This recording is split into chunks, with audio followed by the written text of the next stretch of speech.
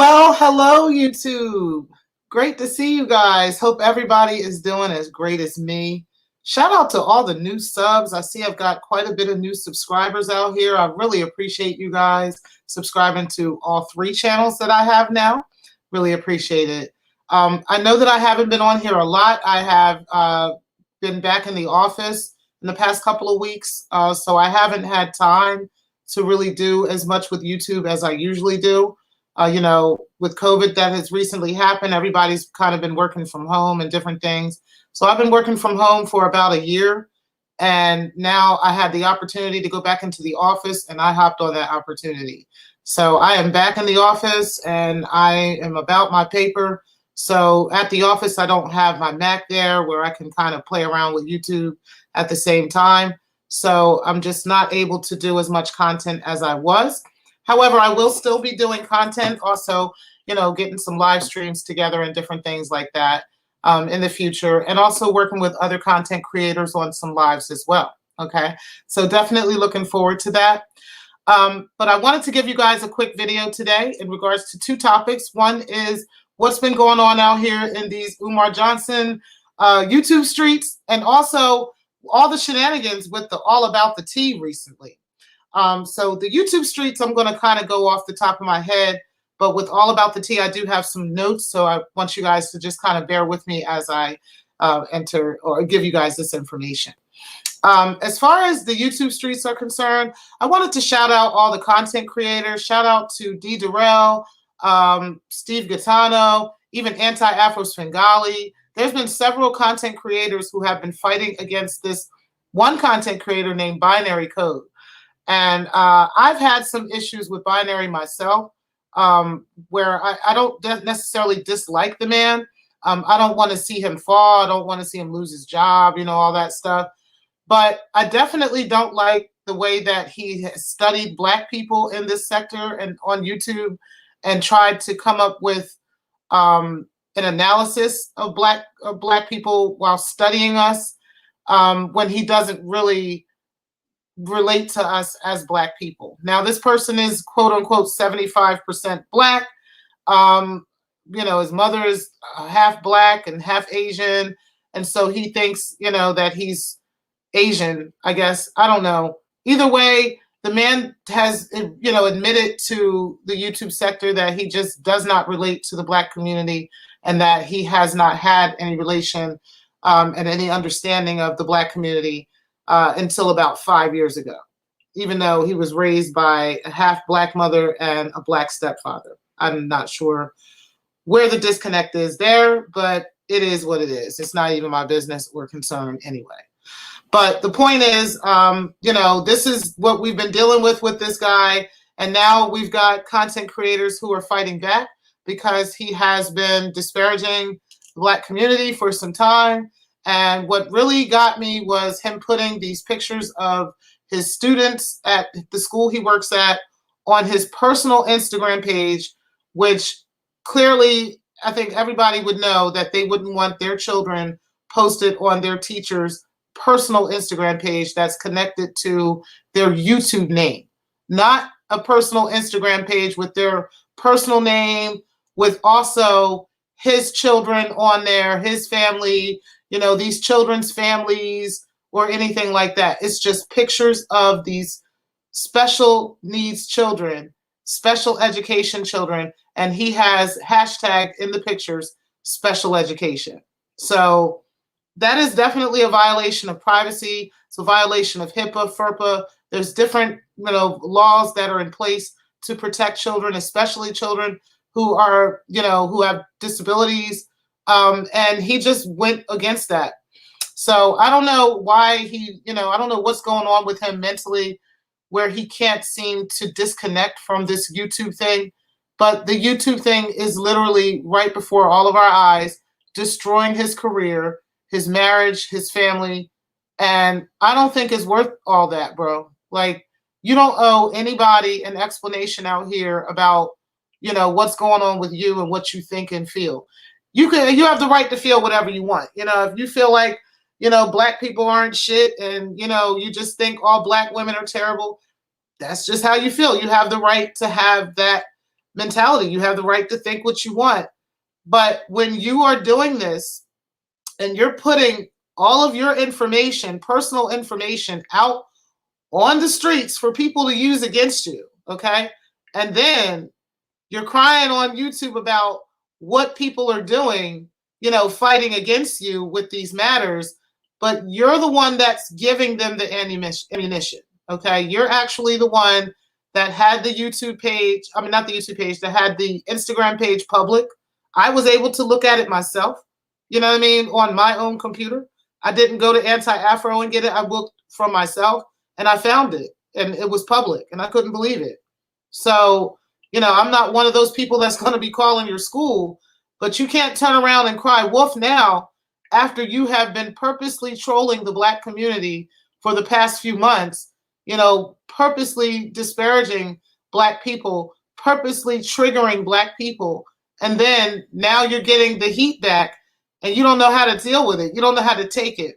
I think your best bet is to just disengage. Like I said, you don't owe anybody anything. It really won't matter if you just stop making videos today or tomorrow. Like, nobody is going, we're going to notice. People are going to say something for a couple of days, but that'll be old news by next week, especially with this YouTube sector. You know that.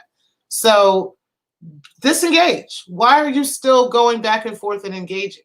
Why are you still involved? You know that this is affecting your life. This is really affecting your life. You messed up. You went too far. And now you have to do some damage control. Your damage control would be to get off of YouTube, because you spend quite a bit of time on here. I mean, you go from your live streams, which are like 2 or 3, 4 hours long, to Max's live streams, which is another 5, 6 hours long. Then you're watching Smoke. Then you're watching Binary. I mean, not Binary. Then you're watching Shakim. Then you're watching D. Durrell, because you're in all those chats trying to control the narrative and trying to, engage with people and get people to believe you. And it's like, bro, you don't even have to give them anything else. You've given them enough. Okay. Like, when you were posting what school you work at, posting that these are disabled children, and posting that you were their teacher, like, you did enough with that. Okay. So everything else, you need to let it go. But this is what happens when you're out here doxing people. This is what happens when you're out here, purposely coming for Black people. This is what happens. Okay. So it's unfortunate. I feel bad for your family because they didn't deserve this, but I can only feel but so bad for you because you're still engaging. Okay. You're still engaging, and you don't have to be. So I just wanted to make that real quick. I'm not going to go too far into that because everybody watching this video isn't even going to know who you are. So I just wanted to say that real quick. And, I hope you get it together. I really do. I hope that you find the help that it appears that you really need, because there's clearly something not connecting. Okay. If you're allowing YouTube and trying to keep up some false narrative and some false beef on YouTube you're willing to do that to take away from your career. I don't understand. And your school career, you being a PhD student, as you quote and claim. So I don't understand it. But I'm gonna go ahead and digress on that. Okay, just get your life together, bro. You know who you are. Anyway, now I wanted to get into the shenanigans of All About the Tea, honey. Okay, All About the Tea is a tea show in the YouTube sector that I actually became a piping hot member of about 4 or 5 months ago. She was talking about T.I. and Tiny, and I was really interested in the storyline at the time. So I did become a member. I actually subscribe to many tea people here in YouTube. So I'm subscribed to The Plainest Jane, many others. Shout out to all my Black sisters out there. But so Monica is one of the people that I had subscribed to. And at first I liked the show. I thought it was, unbiased. I thought she really had some good information, because the information she was putting out about T.I. and Tiny at first seemed to be on the up and up. It seemed to be kind of on the same page that others were talking. But then it took a turn when we started talking about Shekinah and how she was coming for Shekinah. To me, it just seems like there's a little bit more going on with Shekinah than just what meets the eye. And so I have a tendency to not want to be the kind of person that appears to be picking on someone that is beneath or going through something more than what I'm going through at the time. Okay. So I don't like to kick people when they're down, in other words. And it seemed to me like, Shekinah, there's a little bit more mentally happening with her. And as a Black woman, I felt like Monica should be more in tune with that and not continue to just go after her like she was. I really felt bad about that. What really got me, I think this was kind of like the icing on the cake for me. It wasn't the cherry on top, but it was the icing on the cake, was the Apple Watch situation when she started talking about Apple Watch, and she had brought this woman on the show and who completely disparaged Apple Watch and her situation with her kids. I thought this woman was very biased. I thought it would have been much better if she had given Apple the opportunity to be present as well. And she didn't give Apple that opportunity. I really felt some type of way about that. With Monica being a mother, how difficult it is to be a mother. And don't get me wrong, I'm not trying to cape for Apple Watch. She's, we've all seen, if we watch some of these T shows and stuff, or we watch, stuff like Love and Hip Hop and stuff like that. If we've seen these things, we know what's going on with Apple Watch. I mean, it's not, a surprise or a shock, to hear some of this stuff. But I think with Monica, I think what got me is, and I think more Black people should be doing this. I think what got me is Monica has such a large platform. She has 200 some thousand subscribers. Okay. She has a very large platform for the tea sector. So why wouldn't she use her platform to build, and to protect this woman? Let's come up with some solutions for this situation. Maybe we can raise some money to put those children through counseling or put the mother through counseling. These are solutions, not just gossip. Okay. Yes, I get it. We can gossip. We can talk and we can talk about it, but not to just drive something into the ground. Okay. Like, I really think we got to get away from that, in the Black community. I really do. We tend to do that and disparage the names of Black people, with just half a story. You know what I mean? And I think that's not fair. I think it's not right.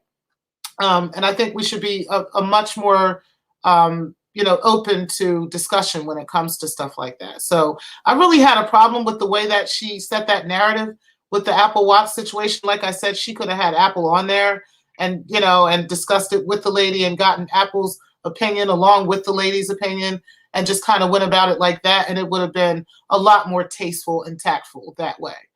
But she just wanted to control this narrative about this woman. And I just really was turned off by that. And in particular with her situation. Like I said, a lot of people want to put Black women on display before the whole world to say, hey, this is what Black people do. This is how Black women behave. And this is, when we're not all, one big sack of tea, we're all different people. We all have different personalities. And I think it's important for Black women to especially make sure that we are not painting a narrative like that, you know what I mean? And just putting out somebody's pain and somebody's anger, and somebody's hurt to display before people, as kind of like a whipping post for that person. Rather, we should be uplifting each other and coming up with ways to do that. And so I think Monica really failed in that area. I think that was an opportunity that she really missed with that. So that was kind of like the icing on the cake for me. But that, like I said, that wasn't the cherry on top. The cherry on top for me was actually the night that Plez went live and Schoolboy went live at the same time. Okay. So you guys know Plez is one of the former panelists on All About the Tea. Schoolboy is also now a former panelist. Apparently the whole panel has broken up. I don't know about Princess. I don't think she was a normal every time they went live. I don't think she was a normal panelist anyway, at least when I joined as a piping hot member. And then the other ones like So Debonair, shout out to him. And then a couple other ones. I know she has some daytime people that come on as well. But it looks like the night panel is kind of like over with at this point. So I'm going to get into a couple of them. Um, like I said, it was Monica's behavior on her live stream that night when Plez came to the live stream after her live stream and after Schoolboy's stupid live stream. After that, I was so disgusted with Monica at that point. I actually unsubbed that night. Now, just let me get into Schoolboy a little bit. Schoolboy's quite young. She's inexperienced. I don't think she really understood the impact that this her doing this would have on her brand and on her reputation. I thought she was really, trying to be quote unquote loyal to the brand and trying to, keep up with the Joneses when it came to the panel members, and trying to make sure that she kept face with them as opposed to just stepping back and kind of staying out of it and letting it ride as it was. And that really kind of hurt Schoolboy in a sense. I do think she can bounce back from this. I think that, she can, just kind of stand in her own square, accept things for as they are, apologize and move on. You can't keep going back and forth. You can't keep making videos about what people's narratives and all this. Listen, honey, you did that to yourself when you went on live, not knowing what you were talking about against a situation that had nothing to do with you. So you're going to have to accept responsibility for that. You don't have to disengage from your brand. You disengage from yourself and from YouTube. You can just simply take responsibility for your part in that, as you had at first when you initially apologized to Plez on Monica's live, and just move on. Like, you don't owe Monica shit. I'm just letting you know. You don't owe her anything. And I want to make that clear because there's been this phenomenon lately of certain people, including on the Wiley show, where they feel like, people owe Monica some kind of homage. No, honey, they actually, Schoolboy, Plez, and the Bishop already have great personalities, okay? They would have become big on YouTube whether they were on your show or not, okay? Just to let you know. It's just the type of personalities they have that brings them out that people are drawn to. I'm going to be honest. When I was watching your show, I was drawn to Plez. I was drawn to the Bishop. I was drawn to Schoolboy. I didn't care about you or Marcella. I'm just letting you know. And from what I'm seeing on other channels and other, chats, I mean, they're saying the same thing. People were just interested in them. Okay. It was their genuineness. It was their non-plasticiness. You seem very Stepford wife-like. And they weren't. So we like that. And so, we wanted to see more of them.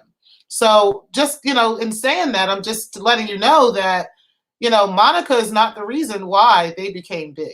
Okay. So I think Monica needs to disengage from saying that. I think she needs to back off of that. I think she needs to tell her friends to stop saying that too. Because people are starting to disengage from y'all too, because y'all have this kind of mentality. This is stupid. So I just wanted to kind of say something about that real quick. I do think that Monica, being the older person in the situation, I think she should have taken control. She had about 30 or 45 minutes during Schoolboy's live while Plez was live to tell Monica, or to ask Schoolboy to disengage, to ask her to kind of back off. She doesn't have to get involved in this. Like, let's cut this. We can talk about this behind closed doors. That was another missed opportunity. I think she could have really came in and really changed that. And she might just not be having all the backlash that she's getting right now. But she's getting that backlash because she should have done better. Monica's just a little too old for this kind of behavior. But, I digress on that. It is what it is. I appreciate that Plez was as professional as she was when she was on not only her live, but also when she came to Monica's live as well to discuss this with Monica one-on-one or, face-to-face, or at least on the same live. Plez did show us that she was considering this as a job. She had receipts for that, how she brought that up, on her channel and showed us those receipts. Unfortunately, Monica did not follow through on her end of that. And that's kind of what happened in this situation. There was a lot of jealousy and envy on Monica's part. You can kind of see that throughout the show whenever, with just their engagement, you can kind of see it was just Monica's energy always seemed very off when it came to Plez, and I always picked up on that. And I did have a problem with that, but it wasn't my show, so I didn't say anything about it. But I definitely did pick up on that. And I understand what that's like. I've actually been through situations like that. So I can relate to what Plez was saying about how Black women, like I said, we have a hard time engaging with other Black women sometimes because of jealousy, because of envy. You'll hear stuff like, oh, she thinks she's all that, or she thinks she's better than us, when really you're just being yourself. I have definitely experienced that in life. I'm sure many of us have. So I definitely get it. I think the difference now for me, being in my 40s, and it took me a long time and probably almost to this point to get here. I think the biggest difference for me is the fact that I don't allow people's opinions of me to shape my life. I know that their opinions of me don't shape my outcome and don't shape my life. And so therefore, if they don't really have a reason to have an opinion of me in the first place, it doesn't really matter what their opinion is. They can have an opinion, but if they don't really have a reason to have an opinion, like they're not my spouse, they're not my child, they're not my employer, or anything like that, then it doesn't really matter what their opinion is. You know what I mean? People are going to form an opinion of you regardless. People automatically think, a lot of dark chocolate women like myself are just mean just because of the way we look. You know what I mean? It's not, they never had a conversation with us or anything, but they will automatically assume we're just mean because we're dark skinned, So, those are some of the things that Black women experience, and we experience those things even with each other. Okay. But shout out to Plez. I really appreciate how she handled that. I think she handled that very well. And I am subscribed to her channel. I've been subscribed anyway, but I think you're going to do absolutely wonderful on your channel. I'm going to make sure I put a link to your channel in my description below to make sure that everybody subscribes. Make sure you guys get over there and sub to Plez. It's called Scared of Beautiful. So I'm going to go ahead and make sure that I put that down below. Just a quick shout out to, I'm going to go ahead and talk on and touch on Marcella and the Bishop, and then I'm going to be done. Okay. Now, I'm going to be very brief on Marcella. I don't have much to say about her, and that's for many reasons. But one of the things I'm going to say is, I know that many people do like Marcella. I also know that many people do not like Marcella. I'm actually kind of on the fence with this lady. I'll tell you why. She comes off to me as quite catty and petty to a whole nother level for her age. Okay, I think that she shouldn't be on this level at the age she's at, being a married woman, doing as well as she does in the area that she's in. I definitely think her social skills should be on a much higher level. But I digress. I'm not going to go deep into that because I just don't want to. But the Bishop, in my opinion, did an absolutely awesome job in disengaging in that situation on the live stream. I think it was very important for him to do that, and I thank God he did. I think that he has a level of discernment that, can definitely be replicated by other men. Should be replicated by other men, and should definitely be put, in a place to be looked upon, because to be looked at as a good thing, because I think he did an excellent job with that. Men who are able to discern, their place in life, and a woman's place in life. The same thing with women. Women who are able to discern their place in life, go very far. And become very successful. I think that the Bishop obviously was raised to respect and protect Black women, and I think he definitely showed that in the recent days on how he's handled the situation with All About the Tea, with Plez and everything else. So disengaging during that live stream and just kind of exiting off of the whole live stream altogether, I think that was very, very smart. Because like I said, all men are not needed in every single situation. Sometimes women just kind of need to duke it out and talk things out themselves without a man involving himself in it. Okay. And so I really appreciated that. It really definitely showed that he has great discernment, which actually led me to watch more of his channel and engage in his channel more. So I did watch the other day where he talked about how he has now left the panel, the All About the Tea panel, and his reasoning for that. And I totally support his reasons. I think it was a great idea, actually, for him to leave that panel. I don't think it's conducive to what he's trying to do, and what his brand is. So I think that was a very good idea for him to kind of just disengage from the panel altogether. And we agreed on most things that he talked about. I think the one thing that he said that I did not agree on, I had to disagree with, was his views on Marcella being genuine. Now, I'm not taking away from him that he feels that Marcella has in fact been genuine in his life. Okay. I do think he, has felt that way.